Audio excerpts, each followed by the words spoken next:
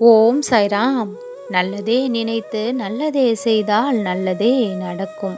என் அன்பு குழந்தையே, உன் மனம் எதை விரும்பியதோ அதையே பெறும்படி இன்றைய தினத்தில் உனக்கு முழு ஆசீர்வாதத்தையும் கொடுத்து விட்டேன்.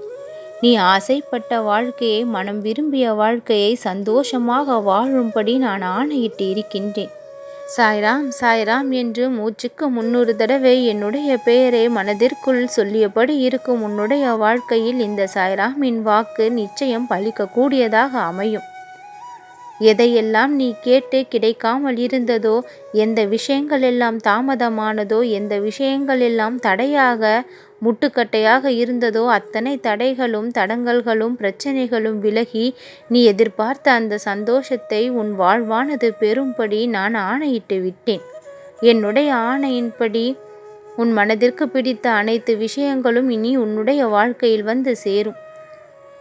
சில பேருடைய செயல்கள், சில பேருடைய எண்ணங்கள் உன் வாழ்க்கையில் பாதிப்பை ஏற்படுத்தி இருக்கின்றது. அந்த பாதிப்பை ஏற்படுத்தியது கூட தெரியாதது போல் நடித்து சிலர் மகிழ்ந்து உன்னுடனேயே பேசி வாழ்ந்து வருகின்றார்கள்.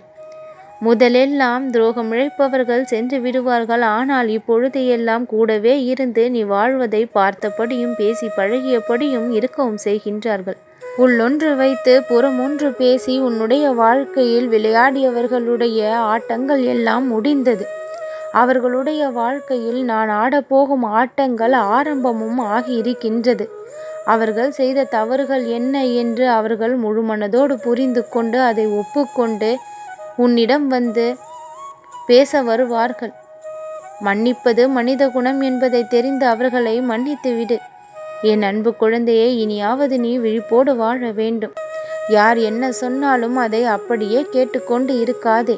அதில் இருக்கக்கூடிய நன்மை தீமைகளை ஆராய்ந்து பார். அதில் இருக்கக்கூடிய விஷயங்களை ஆராய்ந்து பார்க்க வேண்டுமே தவிர சொல்லக்கூடிய நபர்களை முழுவதுமாக நம்பி எந்த ஒரு விஷயத்திலும் ஏமாந்து போகாதே.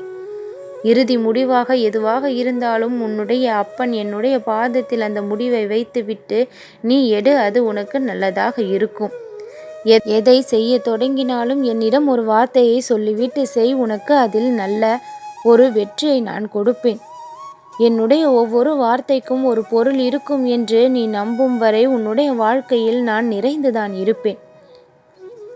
தேவையில்லாத வார்த்தைகளை ஒரு பொழுதும் நான் பேசுவது கிடையாது. என்னுடைய ஆசீர்வதிக்கப்பட்ட வார்த்தைகள் தான் என்னுடைய நாவிலிருந்து உன் செவியை வந்து சேர்ந்து கொண்டும் இருக்கின்றது. பல விஷயங்களை தினம் தினம் நான் உனக்கு சொல்லி கொண்டும் நித்தமும் நீ என் பிள்ளையாக இருக்கும்படியும் வலியுறுத்தியும் வருகின்றேன். மனதார நீ என்னை நினைத்தாலே உன் வாழ்விற்கு தேவையான உதவிகளை செய்து கொடுக்க நான் ஓடி வந்து விடுகின்றேன். உன்னை எப்பொழுதும் நான் நட்டாத்தில் விட்டு விடுவது இல்லை. உன்னுடைய பிரச்சனைகளையும் கஷ்டங்களையும் சமாளிக்கக்கூடிய அளவிற்கு தைரியத்தையும் உதவியையும் செய்தபடிதான் இருக்கின்றேன். எப்பொழுது எல்லாம் பிறரை நினைத்து உன்னுடைய மனம் குழம்புகின்றதோ அப்பொழுது பிறரை பற்றிய வருத்தங்களை எல்லாம் விட்டுவிட்டு உன்னுடைய மனதை நீ அமைதியாக்க பழக வேண்டும். நடந்து முடிந்த விஷயங்களை எல்லாம் சிறிதும் நினைத்து கவலைப்பட்டு கொண்டு இருக்காமல் இனி உன்னுடைய வாழ்க்கையில் என்ன நடக்க வேண்டும் என்று யோசித்து பார்த்து அதை செயல்படுத்த ஒவ்வொரு நொடியும் நீ பயனுள்ளதாக பயன்படுத்தி கொள்ள வேண்டும். நேரத்தை தேவையில்லாத பொழுதுபோக்கிற்காக செலவழிக்காமல் இறை சிந்தனையில் எப்பொழுதும் நீ இருக்கும்படி வைத்துக்கொள்.